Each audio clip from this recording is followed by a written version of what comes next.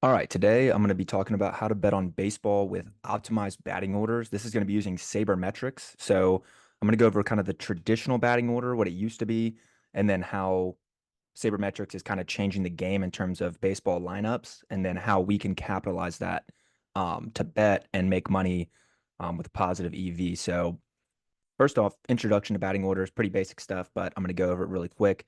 Um, I'm gonna tell you how the batting order influences the game outcome, how empirical data has changed baseball, and sabermetrics is a big part of that.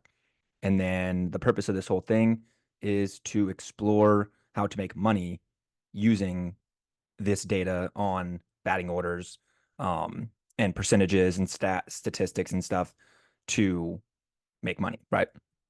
All right, so batting order, it's the order that the players bat in. Obviously, what it impacts is the number of plate appearances. So if you're earlier in the batting order, you're likely to see more plate appearances, and you're likely to see more plate appearances before the fifth inning. Also, it influences how many runners are going to be on base when that player bats, which affects scoring opportunities. Whoops. Um, and then, the placement in the batting order can significantly impact a team's performance. And they base it on sabermetrics a lot of the time. So here's intro to sabermetrics. It's empirical analysis of baseball through advanced stats. You might have seen the movie Moneyball. This is what that's about. Coined by Bill James. Um, and it's evidence-based evaluation rather than, traditional stats and intuition. A lot of old baseball was about feel and gut feeling, and this guy looks like a good player, that kind of thing. And then, as stats became a bigger part of the game, they started following that, and that's what Moneyball is about. But some of the key metrics is OBP, on base percentage. That's a big one. Weighted runs created, slugging percentage, and isolated power. All these things go into account for placing a player in a certain order in the batting order. Um, and it's just more accurate. Statistically, it's more accurate than traditional management of the batting order. All right, so here's traditional versus sabermetrics. On the left is traditional. Normally, they'd put the fastest player. The running ability is the most important quality. Second guy isn't likely your best batter, but he has good bat control. Just make consistent contact and get on base if you can before the big boys come. Likely the best overall hitter in the three spot, highest batting average, very high RBI. The cleanup spot is the most powerful hitter on the team. Looking at slugging ability is more important than getting on base.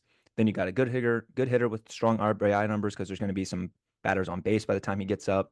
Average hitter, and then just average hitter, and then your worst hitter is normally at the end. But with sabermetrics, what they're focusing on is the highest on base percentage. So, speed is important, but the ability to get on base matters much more. So if you walk a lot, you might be the leadoff guy.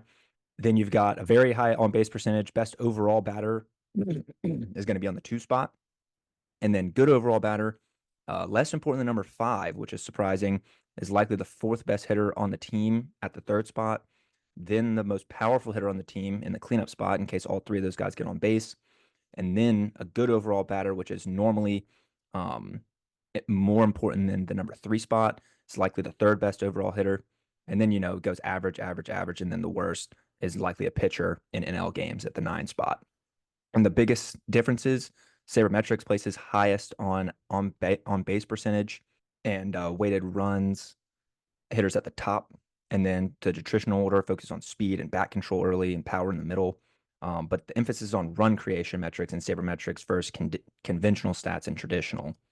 And this is the intro to sabermetrics right here. So a little bit more of a breakdown on each spot: highest on base percentage, speed, very high on base percentage, best overall batter, good overall batter, less important in the fifth spot, is likely the fourth best hitter on the third spot, most powerful hitter on the team, still high slugging percentage in the fourth spot. Then you got a good overall batter, a better batter than the third spot in the fifth spot, and then average, average, average, then worst. What this means for betting, it influences the team's performance and scoring potential, obviously. And honestly, there's not much on this slide that we need right now. So this is what we need: betting strategies. So for the first five innings versus the full game, if you see a top heavy team, you're going to want to bet on the first five innings, which means your top three or four batters are going to see an extra at bat before the end of the fifth inning. So if you like the first four batters, you're not sure about 5 through 9, you might want to stick with just a first 5 inning bet. But if it's a balanced team, you like 4 through 9 or 5 through 9, you might want to bet on the full game. Um, which benefit more from appearances for players through the 5 through 9 spot. If it's a balanced team, if it's a top heavy team with first 4 hitters, you might want to stick with the first 5 inning bet. In terms of player props, RBI totals, you want to focus on batters in the 4 and 5th spot. These are the 2 spots that have the best chance for RBI opportunities with the best batters batting ahead of them. And then the power hitters, you're going to want to look at slugging percentage and ISO to identify power hitters. And then you can monitor lineup changes also that can affect RBI totals. If they get moved up to the 4 or 5 spot, then they have a way better chance of getting RBIs. That's how we capitalize on betting on batting orders. Whether you go first 5 innings, full game, a player prop with RBIs, on base percentage. That's pretty much how we do it using Sabermetrics.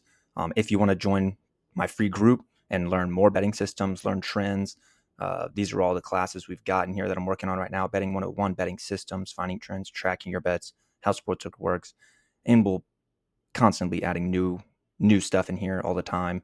Go to the link in my bio or in the description below this video, and you can join for free right now. First 50 members get in for free.